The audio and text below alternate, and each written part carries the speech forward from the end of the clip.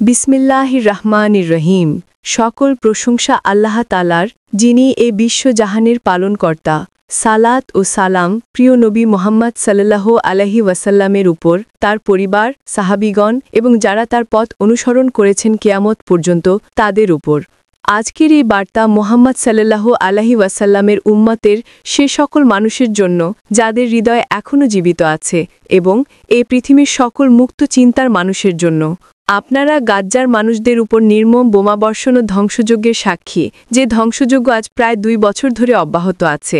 আজ আপনারা এই নির্মমতার এক নতুন মাত্রা যোগ হতে দেখেছেন, যা হল অনাহার এবং তৃষ্ণার মাধ্যমে গণহত্যা, পরিকল্পিত দুর্ভিক্ষ, পানির সংকট, হয়রানি আর অপমান। এসব হল যুদ্ধের নিকৃষ্টতম, ঘৃণ্যতম পদ্ধতির মধ্যে অন্যতম।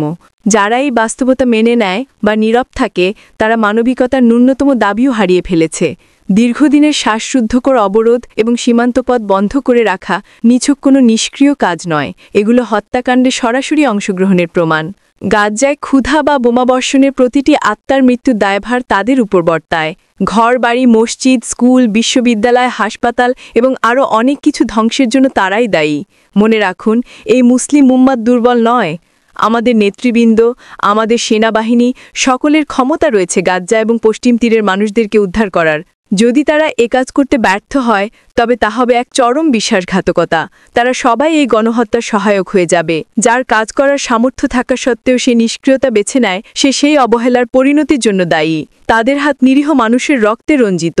এই ঋণ তাদেরকে বহন করতে হবে। যারা এই কথাগুলো শুনছেন, মনে রাখবেন, গাজ্জা ও পশ্চিম তীরে আমাদের জনগণের রক্ত আল্লাহর কাছে পবিত্র ও অলঙ্ঘনীয়। যেই এই রক্তপাতে অংশগ্রহণ করে, বাস্তবে সে নবীজি সাল্লাল্লাহু আলাইহি ওয়াসাল্লামের শত্রু, আল্লাহ তাআলার তরফ থেকে তার বহন করে আনা রিসালাতের শত্রু। মানুষকে ক্ষুধার যন্ত্রণা দিয়ে হত্যা করা হোক তা মুসলিম বা অমুসলিম, এই পৃথিবীর সবচেয়ে জঘন্য ও অপমানজনক অপরাধের মধ্যে অন্যতম।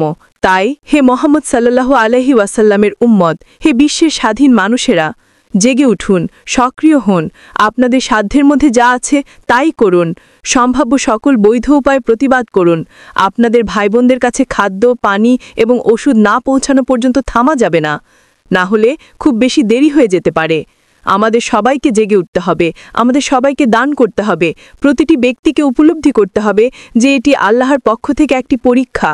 আর যদি আমরা অবিচলিত রয়ে যাই, নীরব রয়ে যাই, স্বার্থপরতার পরিচয় দেই, তাহলে গাজ্জার উপর যা নেমে এসেছে তা শীঘ্রই আমাদের উপরও আসতে পারে।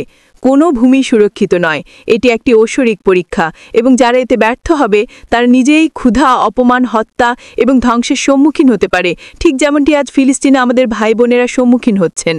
আমরা পরাক্রমশালী আল্লাহর কাছে, আরশের মহিমান্বিত রবের কাছে প্রার্থনা করি, তিনি যেন এই জালেমদের হাতে প্রজ্বলিত বিধ্বংসী গণহত্যাকে নির্বাপিত করেন। তিনি যেন ফিলিস্তিনের, বিশেষ করে গাজ্জার আমাদের সকল ভাইবোনদের জন্য দ্রুত ত্রাণ নিয়ে আসেন। আল্লাহ যেন তাদের জীবন রক্ষা করেন, তাদের নিরাপত্তা দান করেন, ক্ষুধার্তদের আহার করান, বাস্তুচ্যুতদের আশ্রয় দেন এবং তাদের সম্মান, নিরাপত্তা এবং বিজয়ের সাথে ঘরে ফিরিয়ে নেন। আমরা আল্লাহর কাছে দোয়া করি, তিনি যেন আমাদের বন্দীদের দ্রুত মুক্তি দান করেন, বিচ্ছিন্ন পরিবারগুলোকে একত্রিত করেন এবং তাদের সকলের উপর তার রহমত বর্ষণ করেন। হে আল্লাহ, যখন পৃথিবীর দরজাগুলো তাদের উপর বন্ধ করে দেয়া হয়েছে, তখন তাদের জন্য আকাশের দরজা খুলে দিন। এমন উৎস থেকে তাদের রিজিক দান করুন যা তারা কল্পনাও করতে পারে না। আপনি তাদের বিজয়, খাদ্য এবং আশ্রয় দিতে সক্ষম, সুতরাং তাদের আহার করান, তাদের সুরক্ষিত করুন এবং তাদের স্বস্তি দান করুন। হে পরম দয়ালু, হে আল্লাহ, তাদের অলৌকিক মুক্তি দান করুন যা পার্থিব উপায়সমূহের ঊর্ধ্বে। তাদের একটি সুস্পষ্ট এবং চূড়ান্ত বিজয় দ্বারা সাহায্য করুন। হে মহামহিম্ন এবং সম্মানিত সত্তা, তাদের ত্রাণ দ্রুত করুন। এবং আমাদের সকলের প্রতি অনুরোধ, আমরা যেন দোয়ায় সচেষ্ট থাকি। বিশেষ করে এই দিনগুলোতে আমাদের দোয়াগুলো যেন তাদের জন্য একনিষ্ঠ প্রার্থনায় ভরপুর থাকে, হোক তা সালাতের ভেতরে বা বাইরে।